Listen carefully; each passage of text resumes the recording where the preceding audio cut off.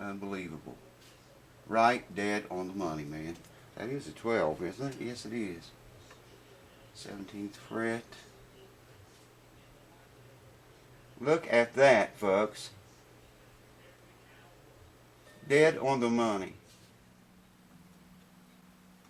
This has got jumbo frets in it, by the way. I set this guitar up about once a year. So, you know, it should be good to go on the setup. Oh, look at the dirt, man. No one's been in here for a while. Cheap guitars versus high-end, high-dollar guitars. What's the difference? What am I actually paying for when I buy a $5,000 guitar as opposed to a $500 guitar? That's what this video is going to be about. Not, you know, comparing guitars, but just talking about the differences of them and what you're paying for. We're going to talk about it right now.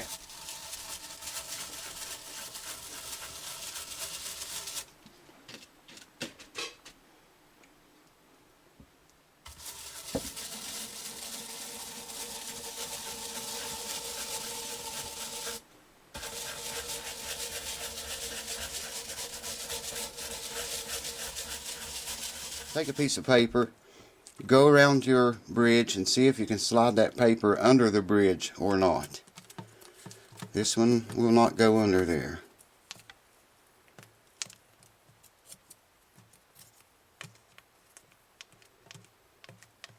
So we're good there. Usually you don't have to check the front, because if it's going to pull up, it's almost always in the back. Well, it is always in the back. But there's you another tip. Man, there ain't nothing better than homemade biscuits right out of the oven with butter and jelly. What we have here is not baking soda. I can get it where you can see it. This is bone dust. Dust that I've saved from making nuts and saddles and just sanding bone away. That's all this is bone. Suck a little bone dust up into that pipette and drop it. Try to drop it into the this is very hard to do. This dust is really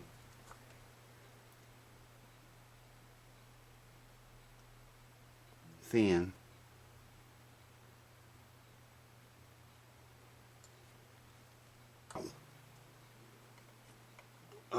Thin viscosity CA glue onto that, and there we go.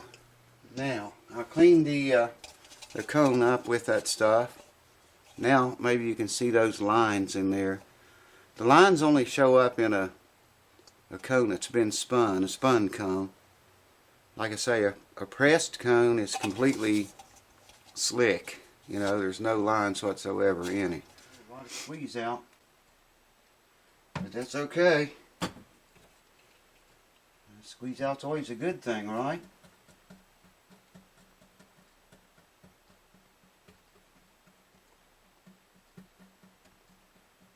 I don't know how well you guys are going to be able to see this, but I'll try. Try to show you as good as I can. And we're just going to cover it up with glue. I won't need quite as much because I have quite a lot already on the guitar.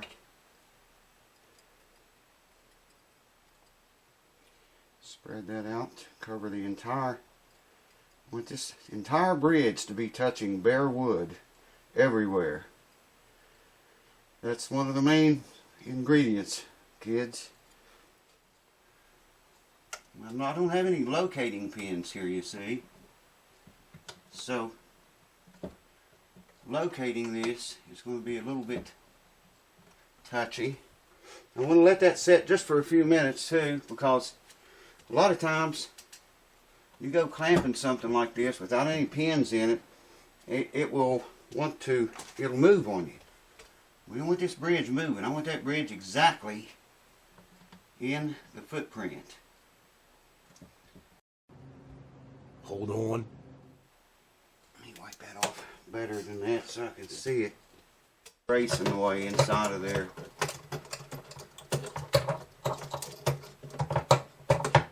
Exactly in the way. That's as far over as I can get that. Oh, you gotta be kidding me. Okay, here we go. No. There he is. There's a brace. Perfectly in the way. Check that out. Can't get this. I can get it on there, but it's not going to be toward the end of the thing the way I wanted it to be. That's tight enough for right now. A little bit more. We really bear down on this thing once we do get all the clamps on it. Same thing there, brace in the way. I'm going to have to, right there is as far as I can go, man, with that. You just want to, I could even give you links to them.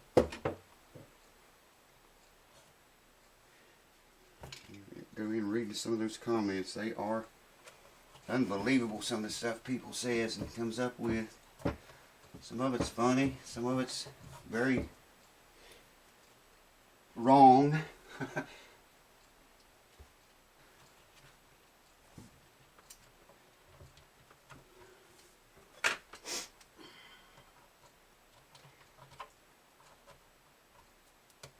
don't know how well you're seeing this, but hopefully you're seeing it okay. Oh, you gotta check that out, man. A lot more squeeze out coming out there. This wedge right here, I need a heavier wedge. Hold on.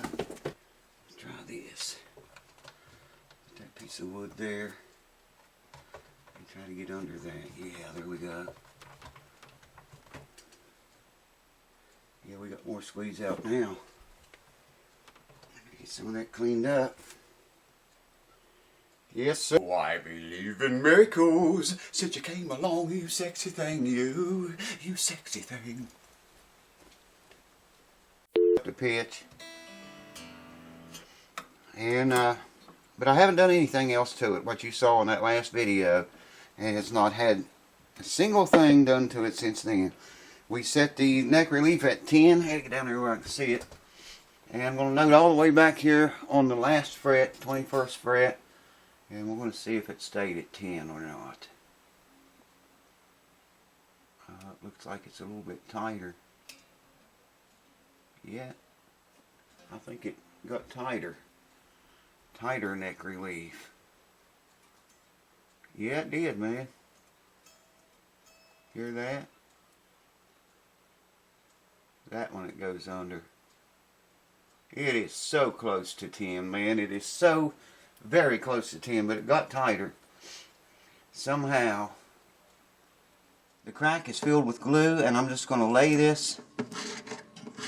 I'm going to run it along that crack with a slight angle to the blade. If you notice, I'm not coming straight down. I want to angle that blade this way or this way because it cuts better when you do that. You can see what it's taken off there. I think you can see it, yeah. Now I don't want to go very much with this because I do not want to cut any, burn any into the finish any more than we have to doing this. But it'll just make it less apparent. You won't feel it so much either. I'm using this funky clamp, and I have to turn one end of it like, you see how the ends turn, I have to turn one end of it out like that. And that allows me, if I can squeeze the thing, to get a good, oh man, hands are screwed. A good bite right there. Actually, I've got another clamp like that. I'm going to use it too. I think I can get them both on there, on the same shim. Wow, those clamps are wicked strong, man. So I'm just going to squeeze that puppy, if I can, put it right there beside the other one. And there we go. We're clamped up. You can have a look at that. See the shim down in there. Glued up good, clamped up good. We're going to leave that for probably a couple hours or so, and come back and do the very same exact thing with the other shim on the other side of the tenon. I won't bore you or hold you up for that. I just wanted to show you.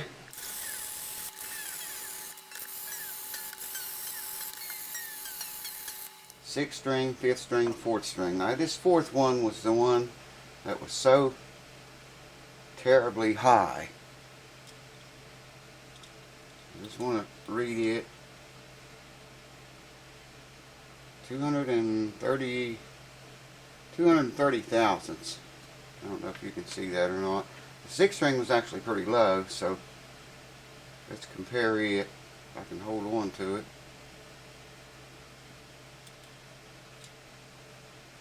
It's 234. Well, it's actually 234.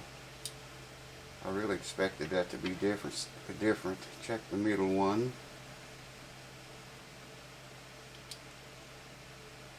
236.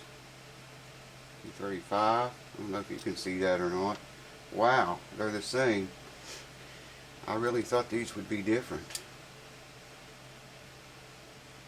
And maybe they are. If I could hold on to the little bastard. They're just about as close as I can get you.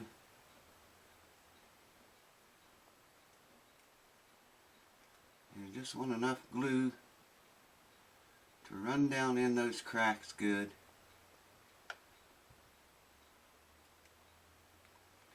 And seal them.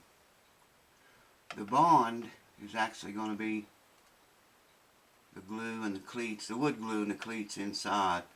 This will help bond too, though. Quite a lot.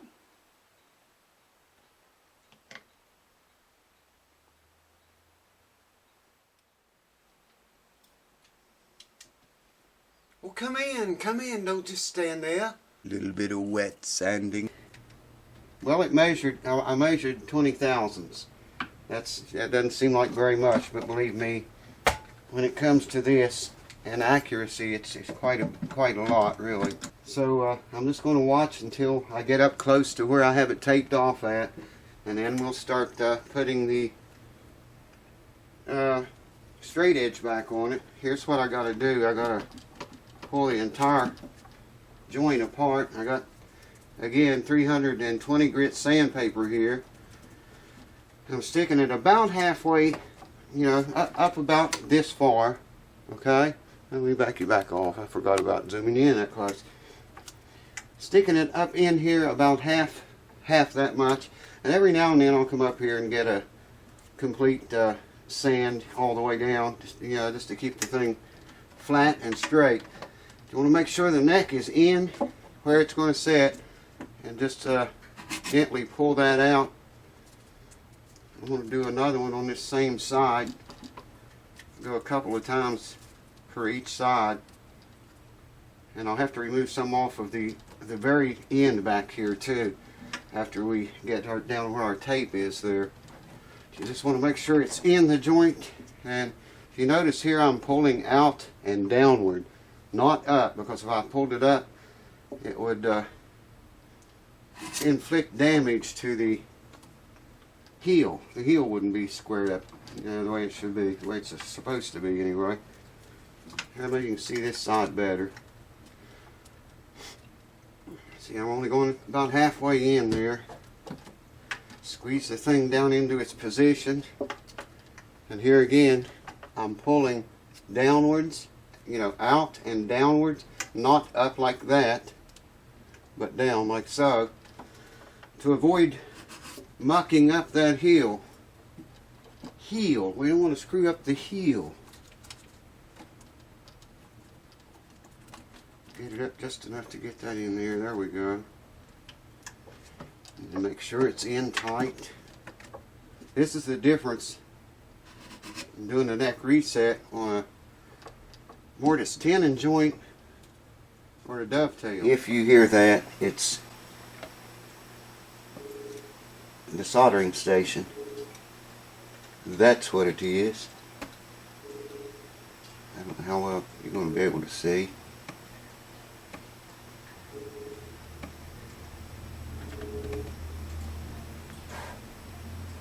Wonderful smells of solder.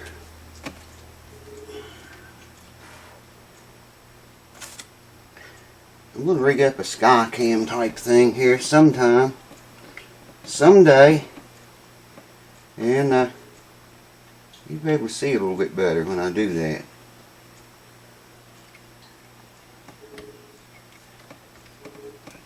You know how that goes if I ever get around to it. What the hell is around to it? Anyways. Yeah, I'm going to screw around and break that wire, I'm afraid. I'm not awful careful. Break the tip of it. Need to get a hold of it. I'm trying to get there, I got it. Needed to bend the tip of it. Now I just need to get a hold of it again. Okay, there we go. Lord, it's hard to see.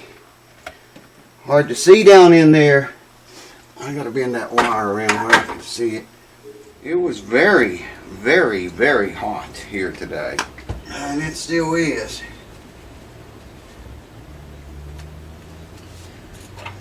I don't know what's worse, the heat or having to plow snow 3 feet deep and the cold and all that jazz.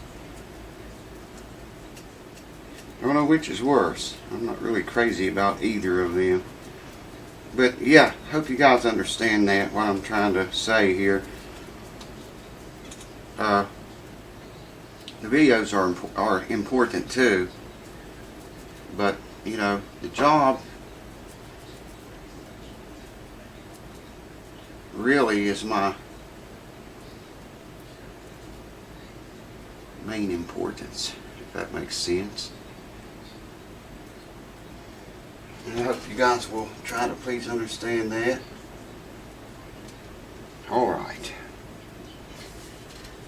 I just want to set the nut in there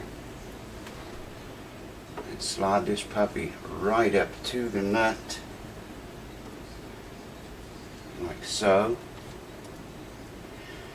Make sure it's up there good and tight.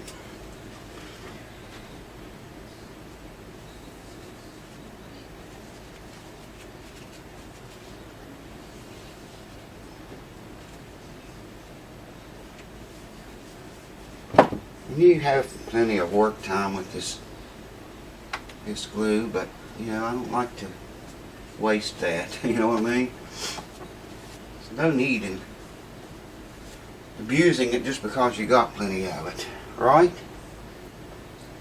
Right. Alright, we're good. Let's clamp him up. So what I'm going to do is put a block here, okay, leather and a block here. Place this near this.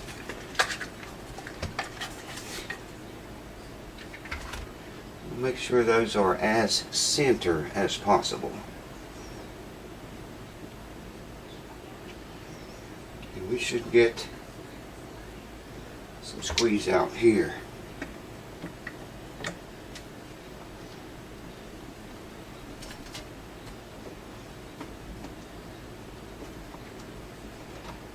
Get that nut out of there because we do not want to glue the nut in.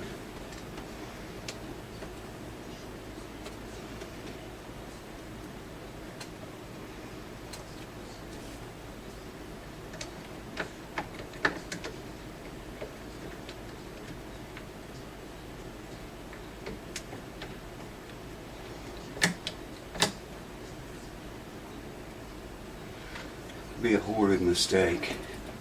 Gotta get that squeeze out off.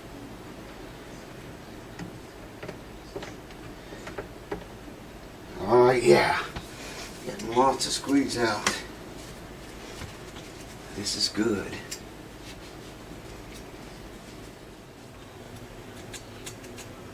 So I got the camera over here now that everything's done. Idiot. But anyways, like I was saying, I like to make the videos as good as I can for y'all, but you know, sometimes it's just the job at hand is you got to focus on that, pay more attention to that than the camera. And this was one of those times. You old subscribers, I'm sure you've been here, you've seen these times with me before.